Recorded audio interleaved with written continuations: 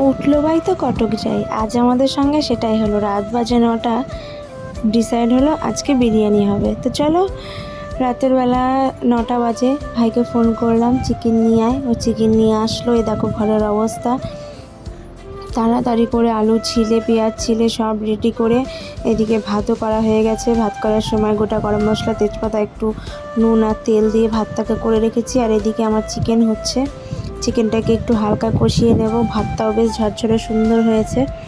এই যে চিকেনটা কষানো হচ্ছে, এরপরে লেয়ারিং হবে। আর এদিকে আমি বাটিতে ঢেলে নিচ্ছি কেওড়া জল, গোলাপ জল আর অল্প একটু মিঠে আতর। অল্পই ছিল, এগুলো আগে আনা ছিল ঘরে, এর আগেও বানিয়েছিলাম। তো তারপর হচ্ছে মাংসটাও কষানো হয়ে গেছে, হালকা কষিয়েছি, নিচে দিয়ে দেবো। দিয়ে তারপরে ভাতটাকে দিয়ে স্টিমে বসিয়ে দেবো, তাহলে দুটোই একদম ব্যালেন্স হয়ে যাবে। ভাতটা একটু শক্ত শক্ত নামিয়েছি, তাহলে মাংসর যে এই ধোয়াটা উঠবে, স্টিমটা উঠবে, সেটার মধ্যে ভাতটা হয়ে যাবে, ভালো হবে আরও। আর এর আগে আমাদের যখন সেকেন্ড অ্যানিভার্সারি ছিল, সেই দিন আমি বিরিয়ানি করেছিলাম, দুর্দান্ত হয়েছিল খেতে। সেই দিন আমি প্রথমবার করেছিলাম, নিজের মুখে নিজে প্রশংসা করছি। তো যাই হোক, এদিকে দেখো কথা বলতে বলতে একটা লেয়ারিং হয়ে গেছে।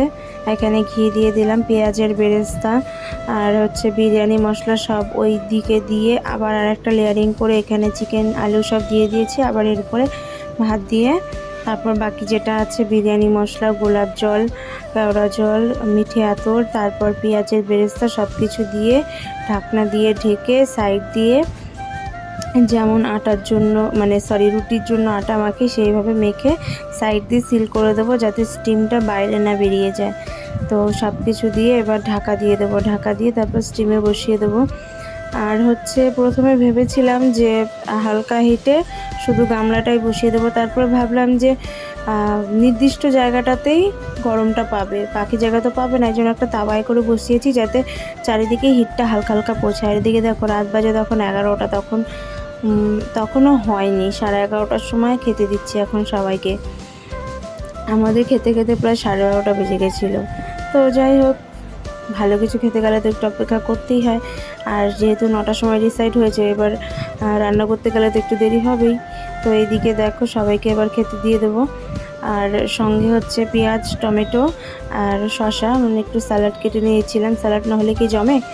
তো যাই হোক, অনেক রাত হয়ে গেছে, এবার সবাই মিলে খেয়ে নেওয়া যাক। মোটামুটি ভালোই হয়েছিল খেতে। তো তোমাদের কেমন লাগলো ভিডিওটা অবশ্যই জানিও। তো আজকের মতো ভিডিওটা এখানেই শেষ করছি। টাটা, বাই বাই, সবাই খুব ভালো থেকো।